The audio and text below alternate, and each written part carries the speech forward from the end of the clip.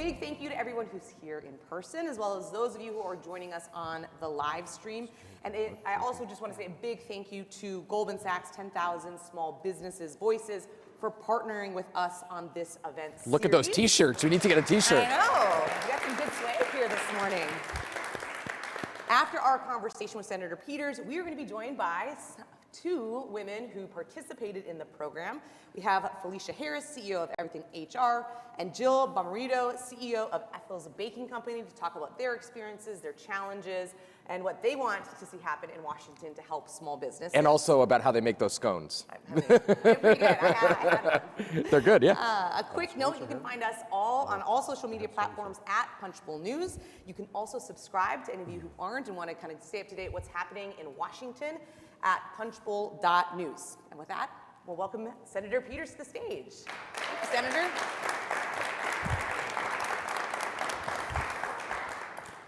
That's quite a boot. It is quite a boot, yeah, exactly.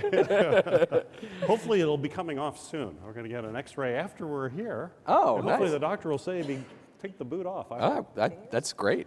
Fingers crossed. All right, well, thank you so much for joining us this morning. We're going to start with a few news of the day questions, and then we're going to pivot to the topic of the day of small businesses. Obviously, the big news this past week was Ketanji Brown Jackson's confirmation in the Senate to be the first Black woman to be on the Supreme Court. But I want you to put your campaign hat on for a moment. Aside from being historic, obviously, is this a boon for Democratic candidates? Well, it's great for the country. That's first and foremost. This is an incredibly talented woman who is a brilliant scholar. She has got the temperament, and I think we certainly saw that temperament during the contentious hearings. There were over 600 questions were asked of her, and some of the folks were quite, I guess I'll be honest, they were quite nasty with her and really kind of mean. But she handled it with grace. She handled it with dignity. She showed that she is ready to be an outstanding Supreme Court justice. So I was certainly proud to vote for her. And I think this is great for the country. And if things are great for the country, I think that's always a good thing. And that's always good politics, too, if it's good for the country. So let's talk about the politics for a minute. I mean, there are a bunch of, and we'll get to the small business portion of the event pretty soon. There's a ton of big decisions in front of the Supreme Court in the next couple months on things like abortion. How do those things play politically for Democrats? I mean, we've seen Republicans take advantage of Supreme Court politics, and I think Democrats would say they've been better at turning that into political points than you guys have. What do you make of those decisions, and how do they play in 2022? I think they're going to, well, it depends what happens with the court. But I think they'll play big. If what happens this summer is something that we think will likely happen with a reversal of Roe versus Wade and basically an attack on women's reproductive freedom, that'll be a huge issue. And clearly, if the court does that, I think they're on the wrong side of where the American people are. And then that becomes an issue. If you think of the choice issue, it's always been a political issue, but everybody could always really kind of look to the fact that Roe versus Wade was in place, so there's only so much that could actually happen. And so the activism tend to be on the other side, but if that goes away, now that becomes front and center for people's lives. Yep. It's going to be a huge issue, and we believe that we have always been on the right side of that issue with the American people, and it's going to be a powerful political issue for us, particularly when you think of some of the states that are going to be hotly contested for the Senate. New Hampshire, for example, will be a big race. New Hampshire is probably the strongest pro-choice state in the entire country. It's certainly going to be an issue there. We're doing an event in New Hampshire, so that's good tie-in. I want to shift gears quickly, though, because one of the biggest issues that has been facing not only Congress and America, but the world is really what's happening in Ukraine and Russia's invasion. Can you put into context, is there anything, if Vladimir Putin were to use chemical weapons in Ukraine, that you think the U.S. should get more involved? Is this something where you could see, even us having to kind of militarily get involved in a way that we haven't? We've just kind of provided assets and money at this point. Well, and that's, we have to continue to do that. I mean, and be as forceful as we can in supporting the Ukrainian people. The tenacity and the courage of the Ukrainians has been outstanding and really an inspiration, I think, to all of us. We have crushing sanctions, so those sanctions take a little while for those to actually work, and we're starting to see that happen right now. We might be very close to a default from the Russian government on international bonds. That has ripple effects in a very dramatic way within the economy. The military assistance that we have provided has been extensive, not just from us, but our allies. We see the results of those weapon systems, particularly javelins against Russian tanks and armored vehicles, the Stingers, the anti-aircraft, to allow the military to continue to fight and successfully fight against the Russians. One good thing is the Russians clearly aren't as good as we thought they were, that they don't have the logistics support, don't have the command and control, and even though they have superior weapon systems and more numbers, the Ukrainians have just been incredibly effective against them. So we'll continue to do that. Clearly the signal has been sent, though, to your question, to Mr. Putin, that there will be some lines that are going to be crossed. I think it's best to have some ambiguity in that and not be clear as to what will happen. But I think he has to understand the resolve of the United States and our allies will be there if he crosses lines that require action. But I think most Americans would hope that we are not sending our sons and daughters to fight and to die. And some of the proposals, the no-fly zone, which President Zelensky asked about constantly, and if I were in his shoes, I would be doing the same thing. But folks have to understand to do that, it's not a simple thing. It actually means engaging against Russian forces. Our pilots have to first clear all the anti-aircraft weapons on the ground. That means attacking them. That means killing Russian soldiers. Some of the anti-aircraft weapons are actually in Russia proper. That would mean sending U.S. service members on a military attack into Russia. We all can see what could happen in terms of that escalation that we have to be very cautious of. So right now, it is so painful to see the images on TV and to hear the atrocities, but we just have to continue to provide the resources they need. And we've voted for $13 billion in the last appropriations for Ukraine for humanitarian aid to help folks in Ukraine, but as well as the massive refugees that are coming across the border. It also includes significant military support as well. So congressional support is strong, it's united. We just voted 100 to nothing on the trade status. If you want a bipartisan issue in Congress, and we like those, you have 100 votes to stand up against the Russians. Yeah, I don't think if you had a bill that said the sky is blue, you'd get 100 votes in the Senate. So, but we did on this one. Yeah, you did. So let's talk about small business. COVID continues to be, to roil various parts of the country, seemingly with no end. Inflation's up, gas prices are high. What are you hearing from your constituents when it comes to the economy, and particularly small businesses, and what Congress is doing to help? Well, one thing that's really critical is supply chains. We see the fragility of supply chains, and that impacts everybody here in the office or in the audience here, trying to get supplies for their business. And it's a big vulnerability, just blew open with the pandemic, but it shouldn't be a surprise. Actually, I chair Homeland Security and Government Affairs. We're the chief investigative committee of the Senate. And back in 2019, I did a report on drug shortages that we were experiencing in 2019, where drugs were not available. Hospitals every week go in and they determine, well, we're going to have a shortage of this drug this week, so how do we replace it for our patients? And normally when they replace it, it is a drug that is less effective and it's more expensive, which doesn't make a lot of sense, but that increases to our cost of healthcare. And bottom line, the conclusion that I had in that report in 2019 was, when there is a pandemic, the United States will find itself in a precarious situation because our supply chains are maybe efficient, but they're not resilient. Little did I know, 6 months later, we were in a pandemic, and it turned out to be true with personal protection equipment and things like bandages, swabs, basic kinds of stuff that we don't make. And now we're seeing that throughout the economy, and that's increasing. That's a big part of why we have inflation. You're sitting here in Detroit, the home of the automobile industry in America, and we're proud of that as the Motor City, but we're facing a significant challenge with the semiconductor chips, the chip shortages. And as you travel around here, you may find parking lots with all these brand new cars sitting in a parking lot, and you're wondering, why are they there? They're all ready to be sent to customers, but they're missing chips. and we just got to get the chips to do it. So it's having an impact on production. And that spills over all through our economy right now here is with that production. So that's why we have our CHIPS Act before Congress. I was just appointed to the conference committee on that yesterday to get that through the Congress, which will provide billions of dollars to make chips here. We can't be reliant on China and South Korea and Taiwan for those critical materials. It has to be made in the United States. American workers, we've got to bring it back.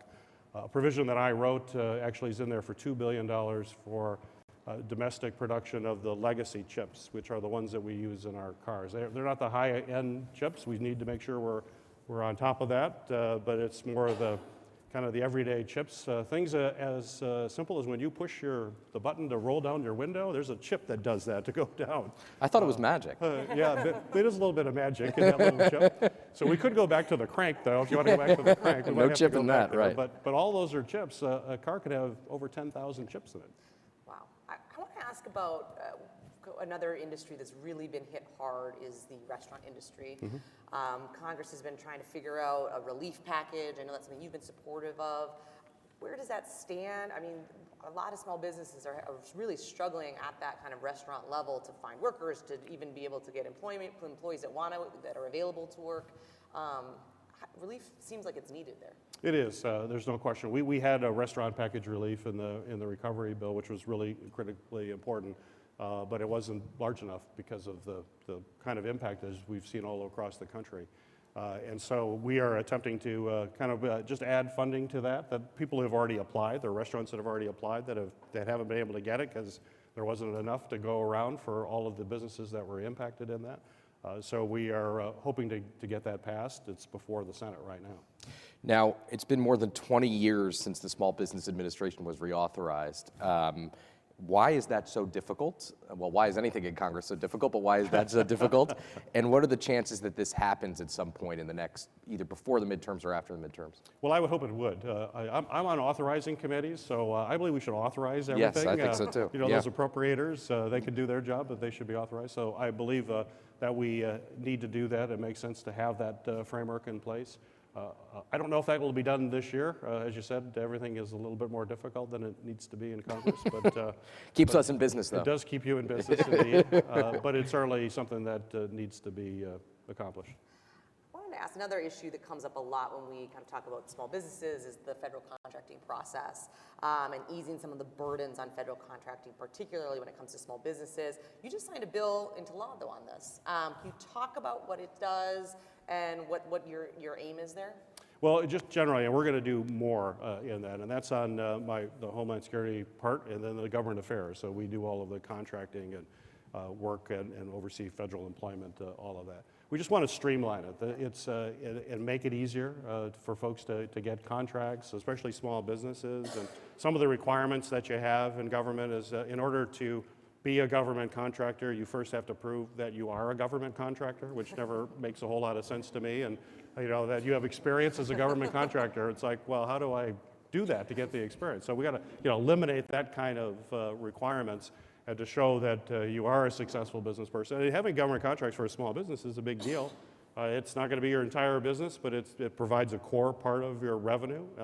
And it also helps if you're a government contractor to get other contracts that see you're dealing business with the federal government. It adds some credibility to your process as well. But you have to get that first contract. So how do we bring down all of those barriers to do that? And I also want to standardize that more across the procurement process as well. Different agencies have different kinds of requirements as well, and different kinds of bureaucracy you have to go through. So this is a work in progress. That was the first bill that gets us part of the way. In fact, we have, I think, a hearing coming up on this in the next couple months to dig even deeper in that. You'll see even more legislation going forward. So everybody, please let me know what sort of changes would you like in the procurement process. They will. And I've heard a lot of them, and they're all great ideas. I will say, we're proud of the bills that we write, and nearly every single bill that we write comes from an idea that comes from folks like yourself. So it's your ideas that get translated into law. So everyone has heard about the Great Resignation out of COVID. People who are changing jobs, leaving jobs, changing careers. Goldman Sachs 10,000 Small Business Voices has some pretty interesting survey data. 75% of small business owners who have a hard time retaining employees say it's because they can't compete on salaries. 67% they said they can't compete on benefits. Is there anything Congress can do to help on those things? Certainly we are seeing salaries go up, and I'd say that's a positive thing generally Yes. too, is that we're seeing workers have more leverage than they've had in the past in order to negotiate Yep. for a good wage. And we want to bring up wages so that everybody can, when they work hard and put in an honest day's work, they actually earn a living that provides for their families and gives them some financial security. So that's a positive thing. But clearly we need workers, and that's part of what's is a bigger challenge. And I think, step back, what are the reasons or where we are? And this has been building for some time. One thing that happened in the pandemic is that, and you talked about the Great Resignation, a lot of those folks retired. I mean, if you look at over the pandemic, I think the last figure I saw, roughly 2 million more people retired during the pandemic than you would have normally anticipated in a normal year. That's 2 million people out of the workforce. That's a huge number. Yep. The other issue that we see in this country is our fertility rate is not what it was in the past. I think the average couple now in America has 1.7 children. That's not replacing even our current population. The last census that came out showed the slowest growth since the 1930s. So our population is not growing through birth rate. You've got a huge number of folks who are retiring, and our immigration levels are very low. And in the past, part of our economy, our country grew based on people coming from other places to live their version of the American dream and be proud U.S. citizens and come here legally and grow our workforce. That's not happening as well. So we really, if we're going to really deal with this issue in a comprehensive way, which is the only way to do it in the long term, we've got to be thinking about those kinds of drivers and how we compensate for that. All right, we are quickly coming to the end of this portion of the conversation, but we are going to put you on the hot seat here for a little bit in terms of it starting to come.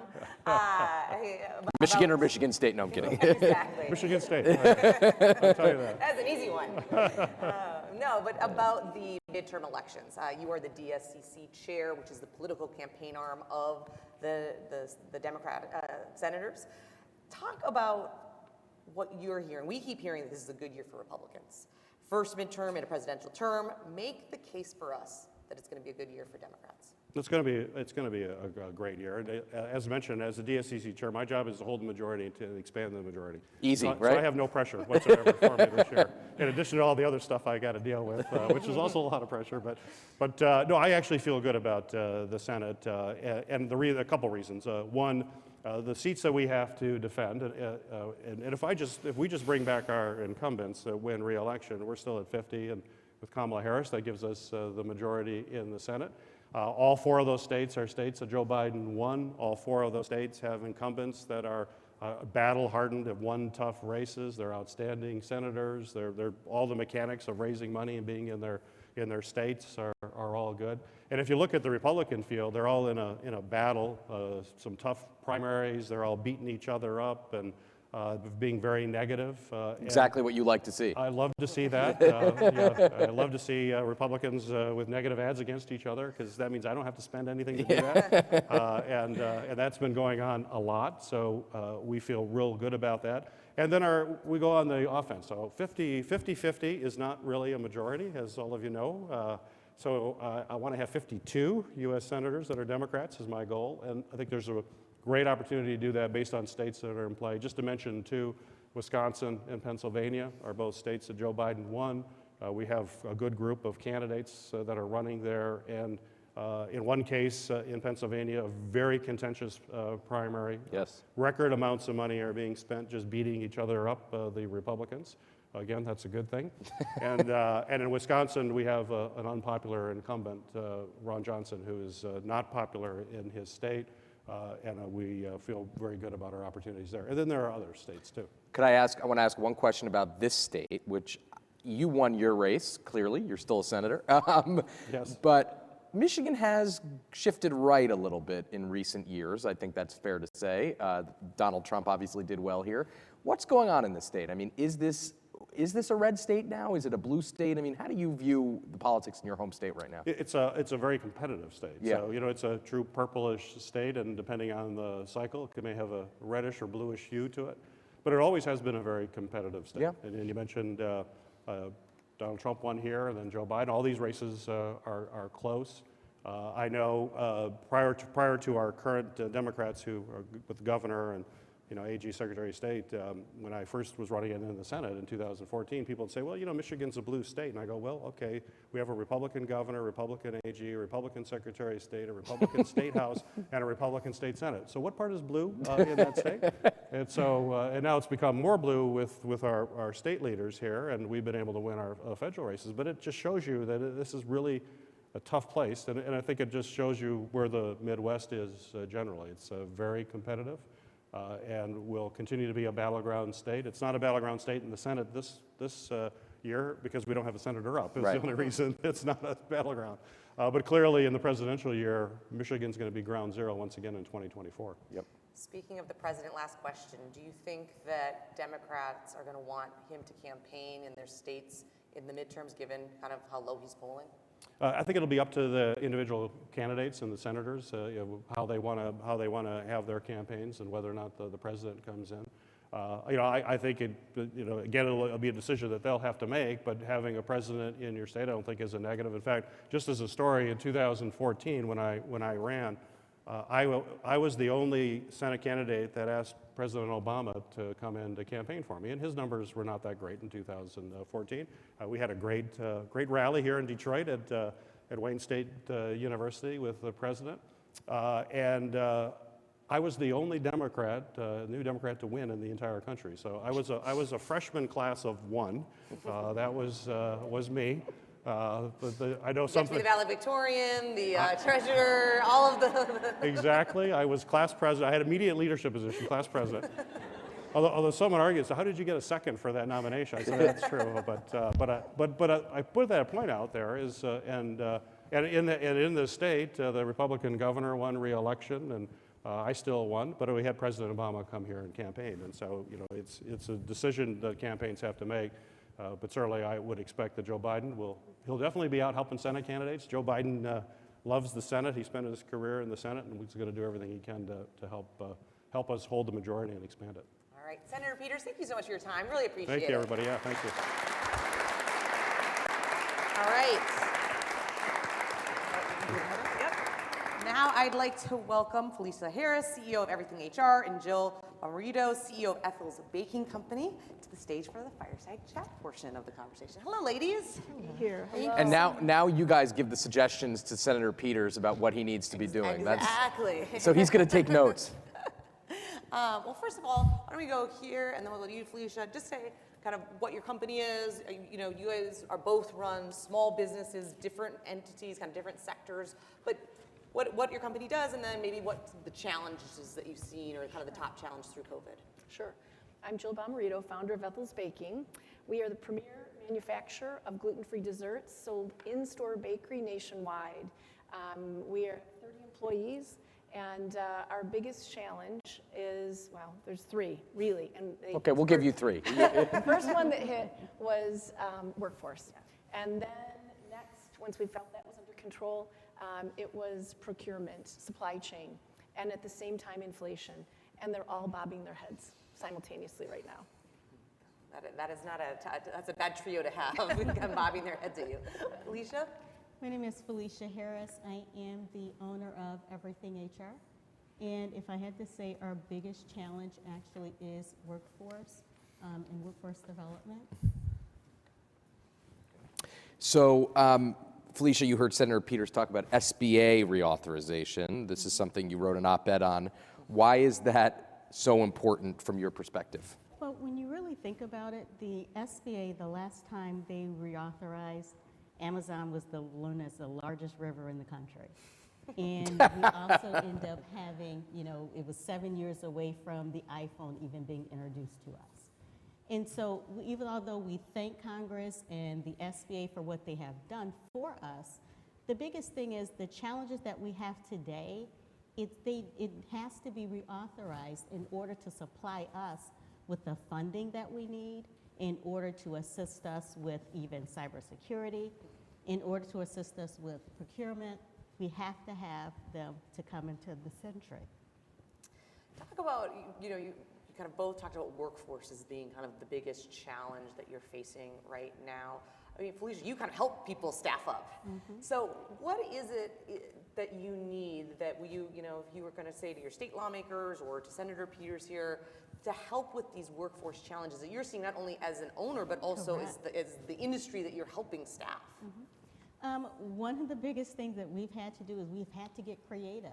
And small business owners need that support on every level of government. I mean, we're now taking our clients and trying to pair them together with those that are nonprofits and have workforce development and put them together so that we can get them apprenticeships to try to get them trained, and bring them into, this century. Because right now, there isn't a lot to choose from. You're going to have to train them into your industry and get accustomed to that because the individuals are not there.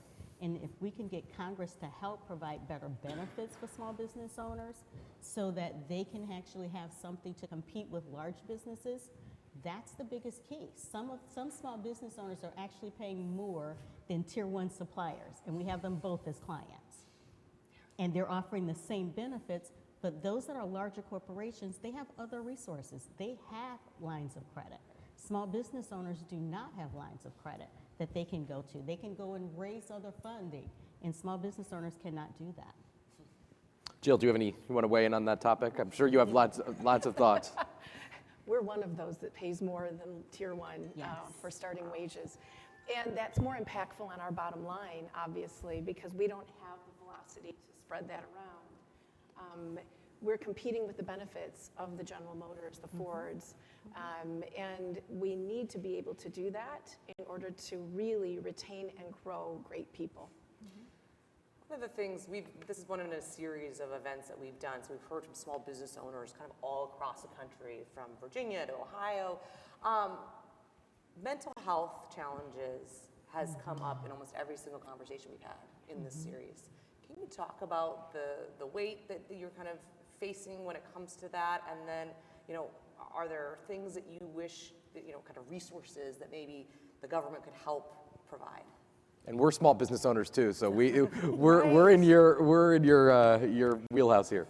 We have individuals that have introduced wellness days and allowing employees the opportunity to take that wellness day to kind of take back and regroup mentally. Individuals are faced every single day with so many challenges, not just in their business, but also in their personal lives. And so having that mental health day is huge for them. But again, this is where government at every level can step in and say, let's provide small businesses with additional funding so that they can have vacation days or PTO days or something of that nature, because it's stretching their funding. Again, large corporations can do it, but if they're going to compete, small business owners must have it too. This is a question I'd love to ask small business owners. If you guys could snap your fingers and have Congress do one thing, what would it be? We talked about this before. Whoa. Mine is for us, it's workforce, because everyone's a cheerleader for small business. The truth is, if we don't have the workforce and the support of that, we can't do what we do best. So workforce development, being able to offer benefits, being able to have child care support for our team, and be able, to help them take care of their families. That's really what I would ask, and to work with SBA to make that reauthorized and a great thing that we can do together. And mine would be reauthorizing the SBA, because they cannot assist us in the challenges we're faced with today, be it from procurement, be it for collateral, be it from cybersecurity. I mean, that's something that's a huge gap with small business owners. They can't help us with any of those things unless they reauthorize. I want to ask one last question, and Felicia, one of the things that we often hear about is kind of the unintended consequences of things that happen in Washington, or oftentimes as a small business owner, you're wearing many different hats, right? And there's not true HR. You're the tech person. You're the the legal person. You're doing all these different roles. Something we know well. Yes. But can you talk about the impact of the employee retention credit? It had such low usage. I think intended to be something that would be really a relief for small business. Why didn't it work? What could be done better? Definitely, that is a perfect example of not having these SBA being able to communicate and get the messaging out correctly. There are so many small business owners that were afraid to apply for it. Why would they be afraid? Because they didn't recognize the mechanics of it, and they thought, oh my God, this is going to be a tax trap for me. And so there was so much misinformation out there, including even with the EIDL. There's so much misinformation, and on our side, we found ourselves trying to combat the misinformation and tried to provide them with the education that that's something the SBA should be doing. But then on the flip side of that, for those individuals that did apply for it, it took them forever to actually get the resources. So two big challenges, So education as well as just deployment. Absolutely. It's also scary dealing with the government sometimes, It is. right? People Yes. don't want to necessarily Yes. fork over a bunch of information. Absolutely. Yeah. All right, but let's leave on a positive note. I always like to leave a little uplifting. That's your portion of the. Exactly. We're going to close with this because we have a bunch of small business owners in the audience. It's been a tough 2 years. Everybody feels it. What are you most optimistic about going forward? Pent-up demand. Yeah. The fact that we're all have each other's backs, and there's a lot of great things to come working together on this path. It's exciting time, truly. I'm most optimistic about organizations like the Goldman Sachs 10,000 Small Voices. The fact that it has brought a voice to that community of small business owners where now we can be heard. And before the pandemic, you did not have that. And so now you have another resource that you can turn to that other than the SBA to be that voice for you. Well, I like both of those It's been answers. That's great. I'm so glad to hear it. We are very thankful to them for helping partner with us and bring these kinds of conversations to light, not only in the communities where we are today, but also really bringing that message to Washington as well. I want to thank everybody for joining us. Thank you for being here this morning. Thank you for joining us on the live stream as well. We are going to be back on the road for this event series throughout the year. So stay tuned for that. You can find out about all of our events at the Events Hub on punchbowl.news. Have a great day and stay safe, everybody. Thank you so much. Thank you, Julia.